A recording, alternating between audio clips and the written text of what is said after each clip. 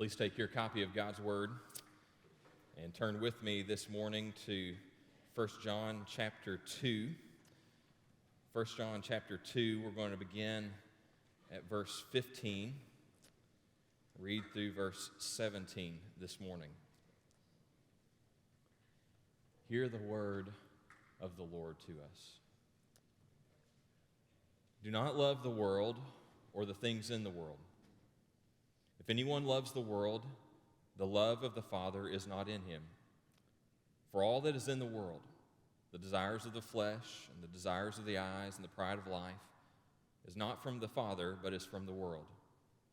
The world is passing away along with its desires, but whoever does the will of God abides forever. Let us pray.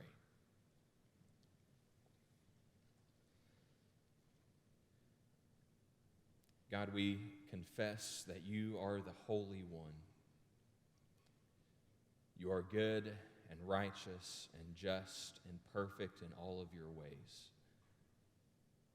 And we read in your word here that you have commanded us to not love this world or the things in the world. And we confess that we all too often fail at this. Lord, I pray in the time of the reading of your word and the preaching of your word this morning that you would convict us more of your holiness. Show us ways wherein we fail to love you as we ought. And instead we end up loving the world. God, help us to not love this world, but to love you above all things.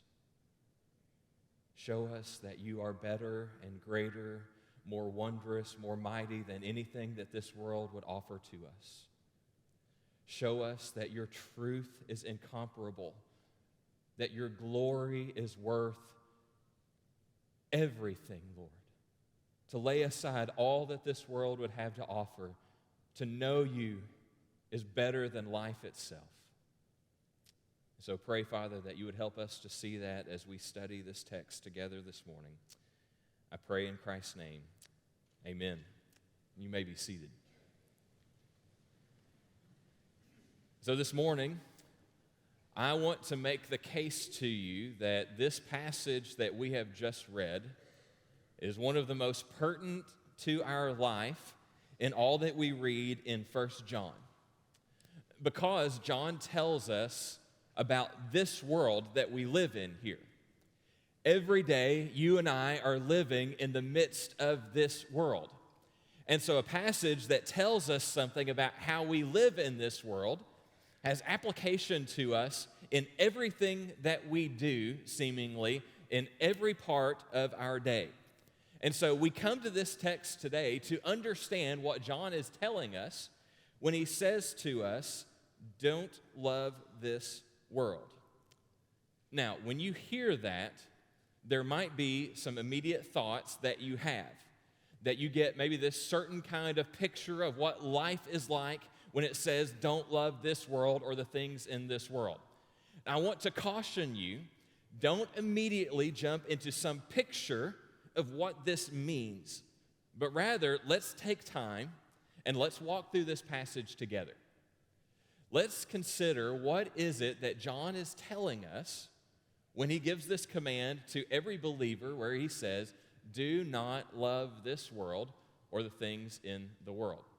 And the way that we're going to do this is we're going to ask some questions to help us be able to understand and discern what it is that John is getting at when he tells us about the world and what the world is. And so the first question that we're going to begin with is, what is love? Because he says, do not love the world or anything in the world. And so we have to ask the question then, what is love? I mean, we have certain things that come to our mind when we think about love, and we use that word in different contexts. We might say that we love something. We might say, or many of you might say, that you love UT basketball or UT football. I might say I love UK basketball as a UK fan. You might have something else that you say. You love golf, or you love reading, and all these different things that you can apply that to. And when you're saying that, you're saying you like this thing. You enjoy this. Most often when we think about love, we're thinking about romantic love. And so I would say, I love my wife. And so when I met Jen, we were both in college, and we met at a college retreat that we had gone on, and started dating not long after that. And before long, I was pretty smitten with this lady. I knew that this is who I wanted to spend the rest of my life with because I loved Jen. And so I wanted to confess that to her and let her know how much I loved her by asking her to marry me. And so this is kind of a really big deal about how you go about this. There are certain expectations of making it a big thing. And so I wanted to show her how much I loved her by the way I proposed to her. And so she was in college, finishing up. I had just graduated. And so I told her, I'm going to pick you up at your dorm. I don't want to tell you what we're going to do. You just wear your nicest dress. And so I told her to get dressed up nice. And well, what I had done is I had rented a limousine. And so I had this limousine that came and picked me up. And then we went, and I went by limo to her dorm, went inside and brought her out. And there was this limousine that we went into.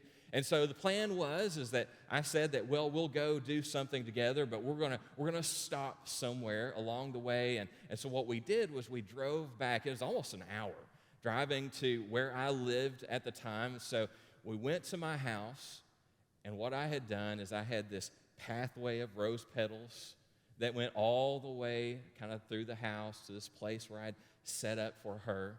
And I had this mistaken thinking that I could actually play guitar and sing. And so I had written a song for her, and so I played this song for her, got down on one knee, and asked her to marry me. Now, I don't know if that was romantic or cheesy how it was done, but whatever it is, she ended up saying yes, and we're married to this day. And I went through all of that because I had this heart for her, this romantic love for her, and I wanted to convey that, and I wanted her to be my wife. And so we often think about love in that kind of capacity. Well, here, when we're looking at what John says about don't love the world, this word love here has some various elements of what we might have looked at in these different definitions. He's speaking about having our heart set on something, having an affection, a heart towards something, treasuring something. And so John is telling us here, don't set your affection, don't set your heart on the world. Don't treasure the world, because that's not where our heart, our treasure is to be. So he says here about the world. Now, the world seems like it's pretty encompassing. So the first question was, what is love? And so the second question needs to be, what is the world? If we're going to understand what John is commanding us not to do here, we need to understand what the world is. Because we can turn to other passages in Scripture that seem to indicate that it's good to love the world. I mean, the most known verse in all of Scripture is what? John 3:16, right? All right, so what does John 3:16 say? For God, what? So loved the world. All right, so God loved the world, and now John is saying, you don't love the world. What's going on there? Well, two different understandings of love, of world, are being used here. So in John 3:16, it's describing world in the context of like all people. For God so loved the people here, this world, the people of this world, that he sent his only son to die that we might have life. Now, that's not what is meant here in 1 John chapter 2. Now, we use world sometimes to describe the globe, everything that's on this planet. And so we can think of world sometimes in terms of like rocks and hills and the ocean and coffee and anything else that you can have on this planet. Well, I don't think that's exactly what John is writing about either, because there are passages in Scripture that talk about how God has created everything in the world, and the world is crying out that there's a creator. So you get to Psalm 19:1, and the heavens declare the glory of God, the skies proclaim the work of his hands. So everything that's out that God has created is crying forth that he is Lord. It's praising him by its very existence. And so if it's not referring to that, then what's John mean? Well, John, when he says don't love the world here is referring to the fallen nature of everything around us and the system that we live in that is hostile to God and to the things of God. So because of the fall, everything in this world is broken. And there is an opposition to God and to who God is. And so there's a realm that we live in that is seriously opposed to God and the things of God. So I want to take just a couple minutes to read through several different scriptures, because these scriptures describe something about our world that helps us understand what John is getting at here. Okay, so Galatians 1:4. So in Galatians 1:4, Paul writes that Jesus gave himself for our sins to deliver us from the present evil age. So Paul there is saying that the age that we live in, this time that we live in, it in itself is evil. We live in a time that can be characterized as evil. And this goes all the way back to Paul's day. It's not something that's changed, and so now it's evil, and it wasn't then. No, all this time period is evil. Ephesians 2, verses 1 through 2. You were dead in your trespasses and sins in which you formerly walked, following the course of this world, following the prince of the power of the air, the spirit that is now work in the sons of disobedience. So Paul is saying here that there is a course. There's a direction that this world is going. And this world is going in a direction that's in opposition to God. Now, part of the reason that there's this opposition to God is because there is the prince of the power of the air. Now, this is speaking of Satan and his role in the world. That Satan is actively at work directing that this world might be increasingly opposed to the things of God. And so in our modern way of thinking, though, we tend to downplay the reality of Satan and demonic influence. We're too modern for those kinds of ideas.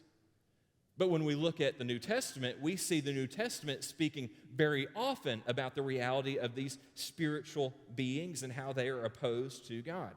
I mean, just consider this next verse, 2 Corinthians 4:4. The God of this world, so God of this world, Satan and his activity that he's involved in, the God of this world has blinded the minds of unbelievers to keep them from seeing the light of the gospel of the glory of Christ, who is the image of God. So Satan is at work in such a degree that he has blinded unbelievers so that they cannot see and understand the gospel. And so then we get into Ephesians chapter 6, verses 11 through 12. This is the famous passage that says to put on this full armor of God. It explains why we are to put on the armor of God. In verse 11, put on the whole armor of God, the reason that you may be able to stand against the schemes of the devil. For we do not wrestle against flesh and blood. Our battle is not against people, so to speak, but against the rulers, against the authorities, against the cosmic powers over this present darkness. Spiritual forces of evil in the heavenly places. So, there is a battle against these spiritual forces, and they are active in this present darkness, this evil age that we live in. So, because of that, then, we get commands in Scripture to not be like this world. Colossians 2:8. See to it that no one takes you captive by philosophy and empty deceit, according to human tradition, according to the elemental spirits of this world, and not according to Christ. Don't let the course of this world, the pattern of this world, take you captive in your thinking. We get warnings from Paul. You remember Paul writing about a man by the name of Demas.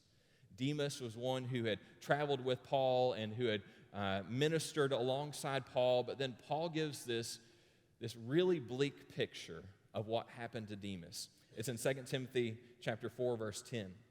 He says, "For Demas, in love with this present world, has deserted me." This man who had walked with Paul and served with Paul said he left serving with Paul because he would rather have the things of the world than to serve with Paul for the sake of the gospel. So these incredible warnings that are given to us. And then when we get to Romans chapter 12, verse 2, Paul writes, "Do not be conformed to this world." For 11 chapters, Paul is laying out the gospel in a fuller and clearer way than in any other place in all of the Bible.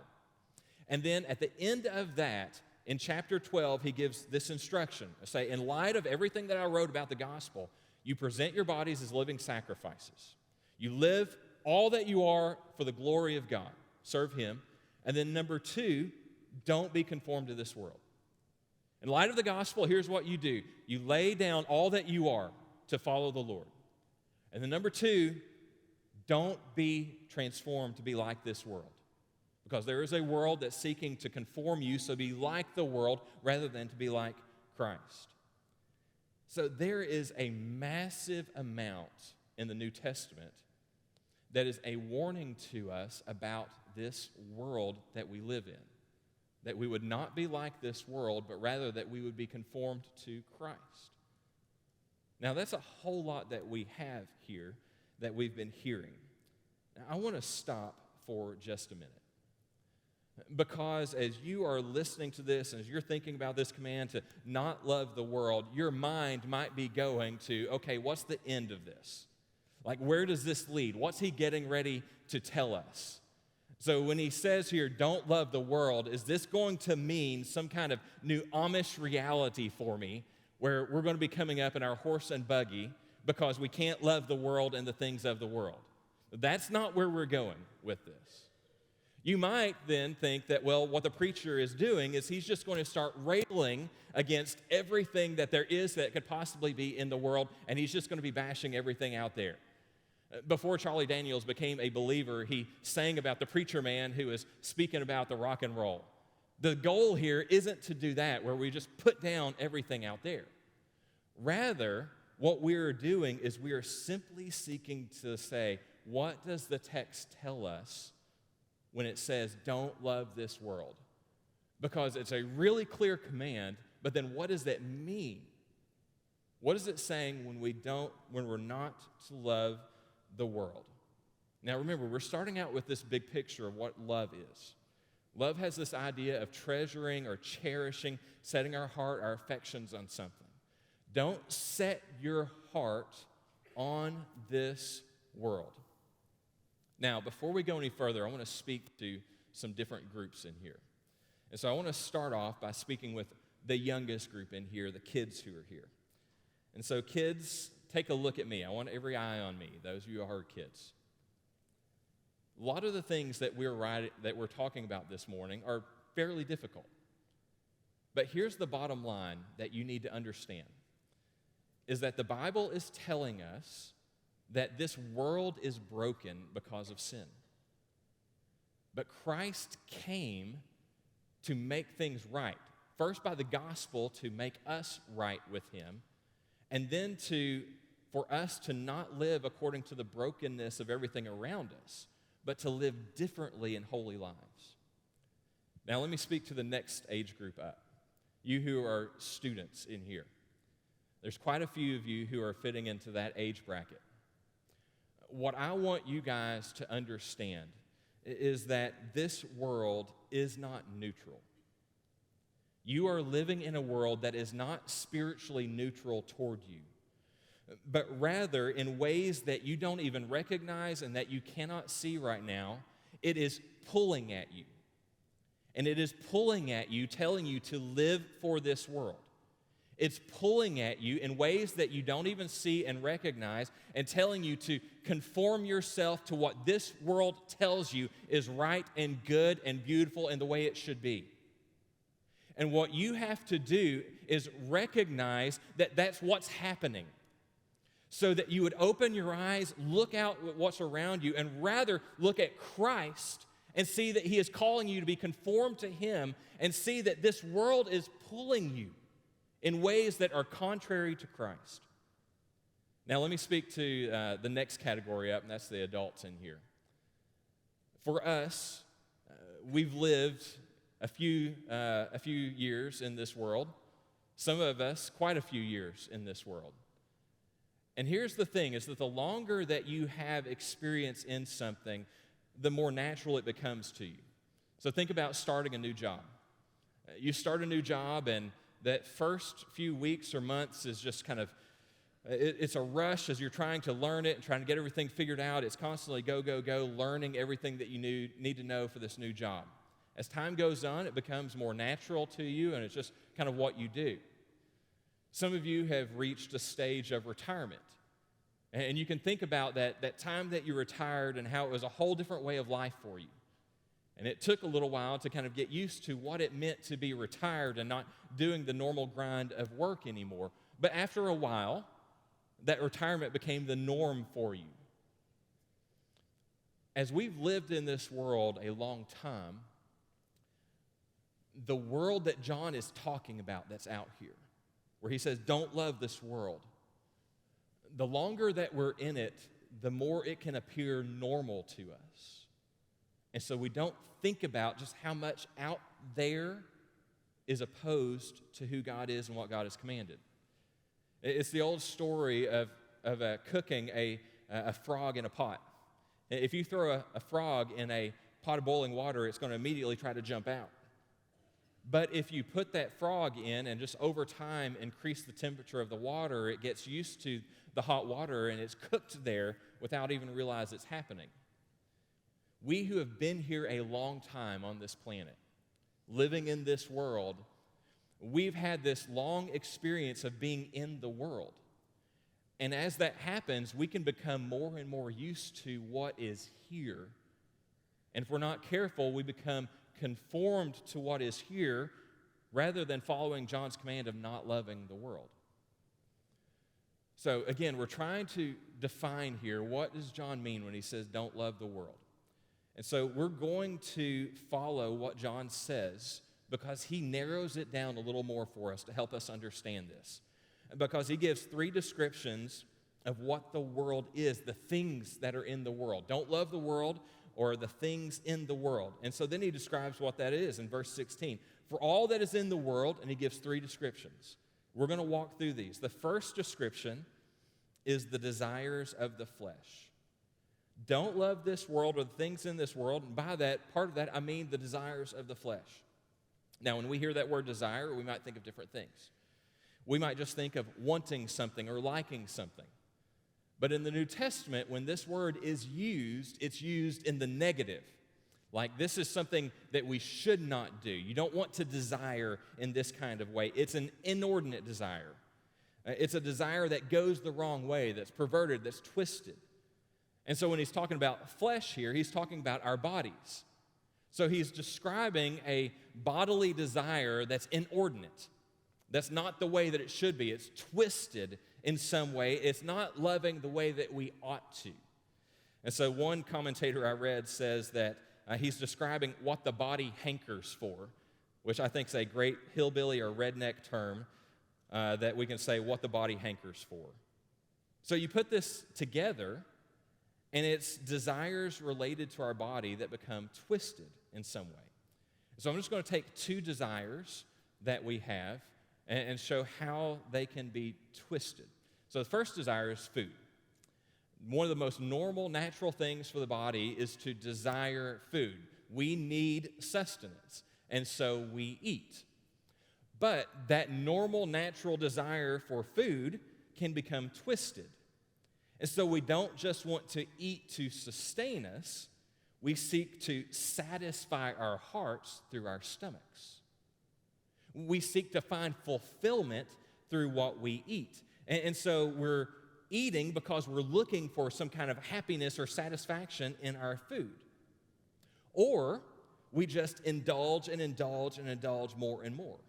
And I know as Baptists, we don't talk about this very much, but when it comes to this issue of gluttony, gluttony is sin. It's us having this inordinate desire toward food where we keep taking in and taking in and taking in. It's worldliness because we've taken this normal desire and we've tried to satisfy our heart with food. And it was never intended to satisfy us. All right, another desire that is typical and normal for us is that desire for sex.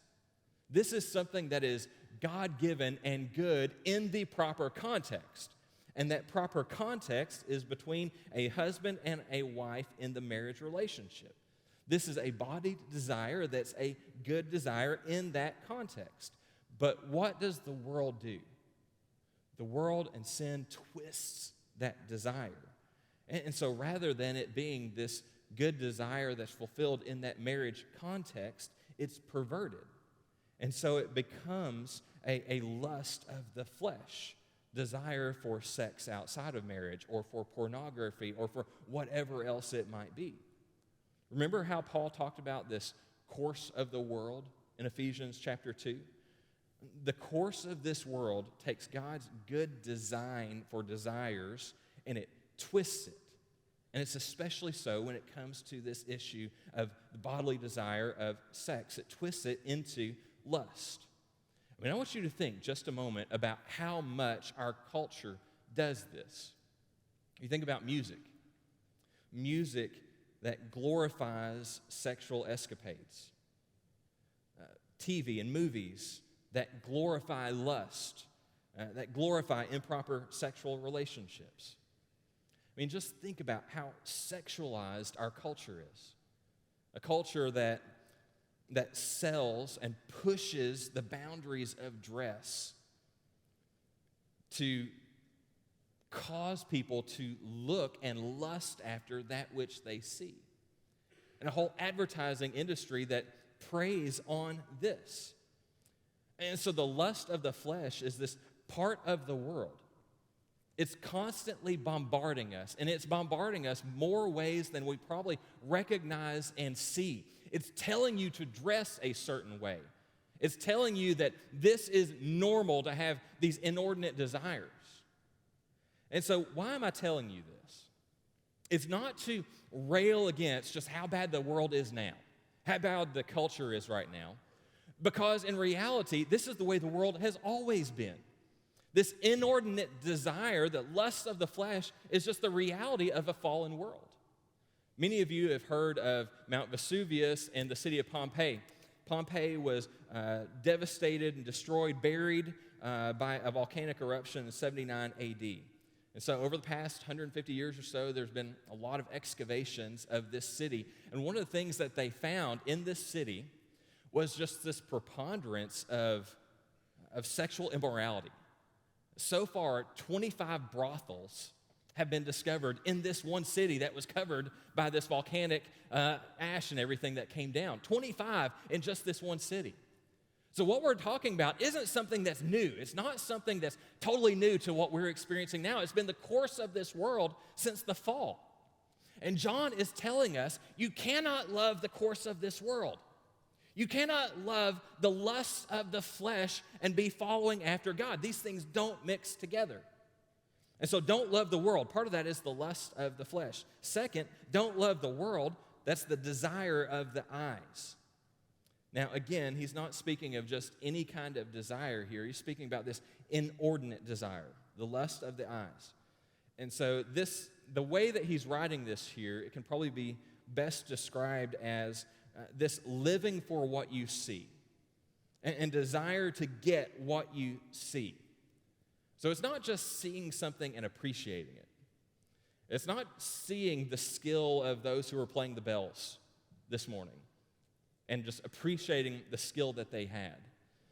But rather, it's this inordinate desire that is causing us to covet what we see. So what he's describing here can best be correlated to coveting.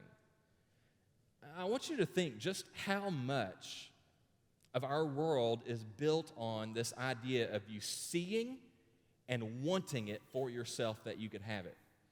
So here in the United States, last year, nearly $400 billion was spent on advertising it. $400 billion spent on advertising. And the whole idea of that is for you to see something and want it so that you have to have it. And so everywhere we look, we're being bombarded with messages of our eyes that's telling us what you see is what you need. You have to have this to be happy. And so there's this ingrained covetousness in our hearts, and our world is out there is saying, live for that. Whatever you can get, whatever you can have, that's what you need. John here is saying, don't set your eyes on the world and treasure what you can have here. It's the exact same thing that Jesus said. Jesus said that you can't love God and mammon.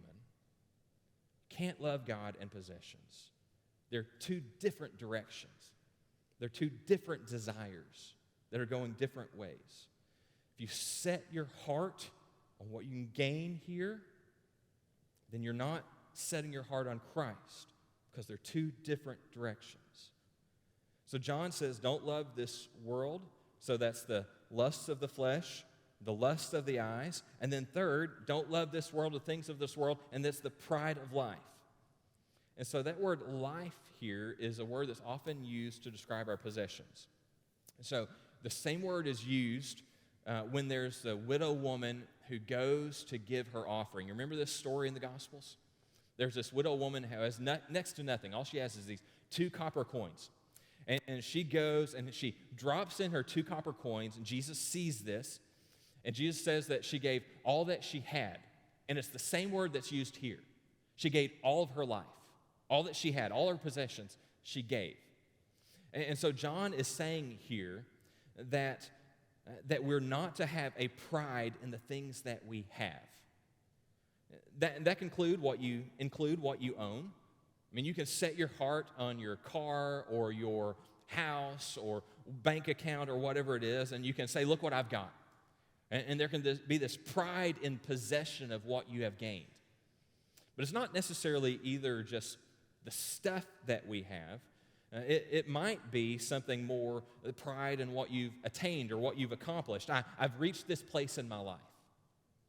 My bank account has gotten to this place. I've reached this status. I am this place in my position, so now I'm this high up here in my job. Or it might be that you're finding security in what you've done. You're finding security in the place that your bank account has brought you, security in your position that you have, your security in your intelligence. You're super smart, and so you can get where you need to go based on your smarts. You've got charisma, and so you can accomplish what you need to do based on your charisma, and so you've got this pride in your personality, the charisma that you have, because I can get where I need to go. John's command in regard to all of this, the course of this world, our tendency to have these fleshly desires that are disordered, going the wrong way, perverting things, the lust of the eyes, this desire for more in this world, the treasuring of stuff and the pride that comes with it. John says, don't set your heart on this world. It will never truly satisfy. Now, there's 2 things that we're going to do at this point. We've been going through don't treasure this world. We've been talking about what the world is. There's a lot within that. Next week, we're going to come back to this, and we're going to really get to how this applies in your life. We're going to get to how the rubber meets the road here. How do you love God rather than loving here? And how is it that you live in this world with all this course of this world in such a way that you don't love this world? Now, I mentioned to you that next week is Memorial Day weekend. We have this Memorial Day breakfast. Part of that is we remember those who have passed away in Christ in this last year since Memorial Day. And it's really an appropriate time for us to think about this, because Memorial Day becomes a reminder for us that our lives are finite. We will only be here for so long. And then comes eternity after that.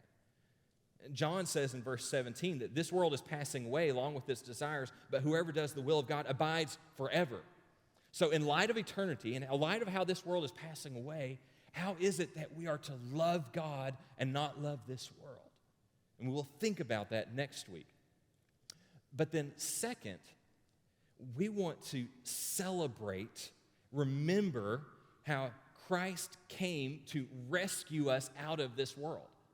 I mean, we were in this world, following the course of this world, blinded by Satan and by our own sinfulness, on a course to hell.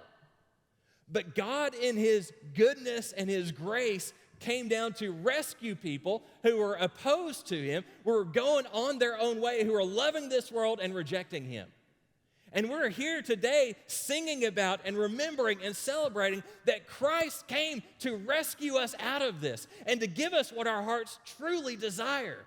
This world won't ever satisfy us, but Christ will. And Christ came so that we might have the fullness of satisfaction in Him. And so we can rejoice in that and we can celebrate that. Christ has given us that rescue, and we have the words of that rescue for all the lost world out there. We have been put here with the good news of the gospel that we can proclaim it because our neighbors, our families, our friends, so many are still in that course of this world, following toward a path that leads to hell, and we have the answer. We have the good news that can be given to them. Who have you told this good news to lately, that they might be rescued out of the course of this world, that they might not continue down that path that leads to an everlasting hell? We have the words of life. Let us speak. There's dead bones out there like we read this morning.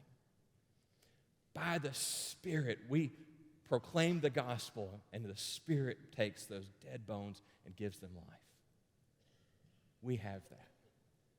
And as we come today to the Lord's table, we remember what Christ did. Christ came to those who are dead in their trespasses and sins, who are blinded by the God of this world. And He came that we might have life. So in just a few moments, we're going to take this together, and it's going to be an act of joyful remembrance and celebration for us because Christ came to do what we never could. And so this morning, if you are a baptized believer, member of a church that preaches this same gospel, I'm going to invite you to take this with us. If you're not, I'm going to invite you to let this pass and just think about what it represents. Think about what Christ did, that you might know Him. And so I'm going to pray in just a moment, and then we're going to sing together. We're going to sing, "Turn Your Eyes Upon Jesus." What a perfect response. As we've been thinking about, don't love this world or the things of the world. Turn your eyes upon Jesus. Look into His wonderful face. See His grace. Love and treasure Christ, not this world. Let's pray. Father, I thank You for the command that You have given us to not love this world. And as people who live in this world, we can feel the seduction of it. The lust of the flesh, the lust of the eyes, the pride of life. None of us are immune to this, and often we don't even feel how it's affecting us.